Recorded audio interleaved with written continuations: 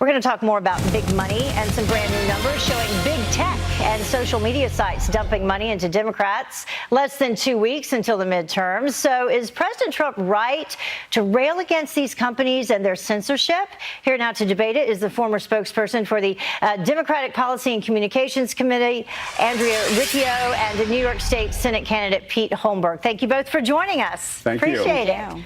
So let's talk about money. You just heard Todd talking about some that the Republican Party is spending. The president's $6 million ad campaign.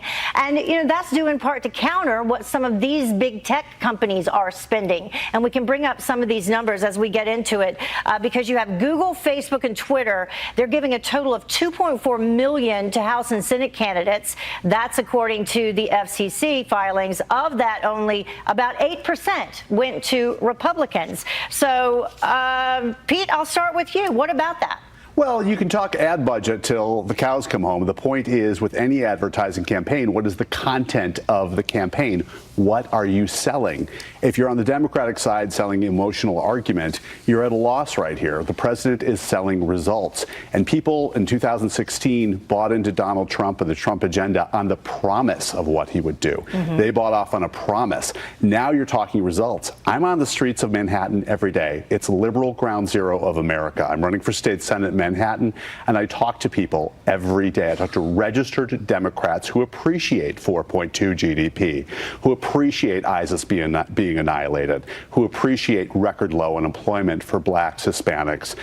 They're happy. They are happy, and they're happy with results. And that's what Donald Trump will be selling with this ad budget. But then, Andrea, there comes the question as to whether or not those results are being fairly represented by these big tech companies that control so much of the message to people today. And when they're spending that amount of money on Democrats, do you think that can it possibly be fair?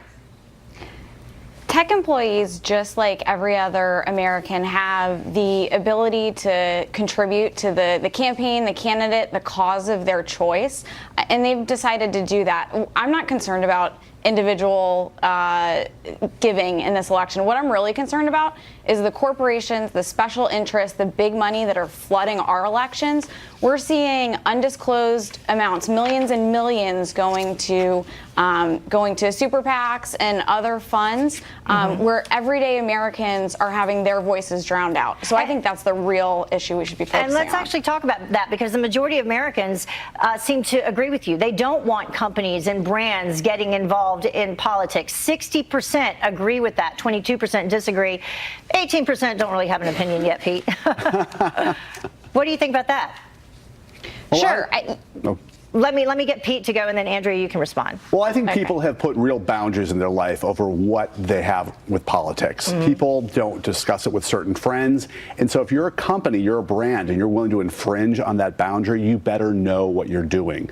Nike took a very big risk. They took a short-term hit. And ultimately, given their target market, it will probably work well for them. But people have to realize politics has become incredibly emotional. We are so divisive. We're in a tribal society. It's the one thing we all kind of have in common now. We watch TV at different times of the day, different days. So the common thing we have in common now is politics.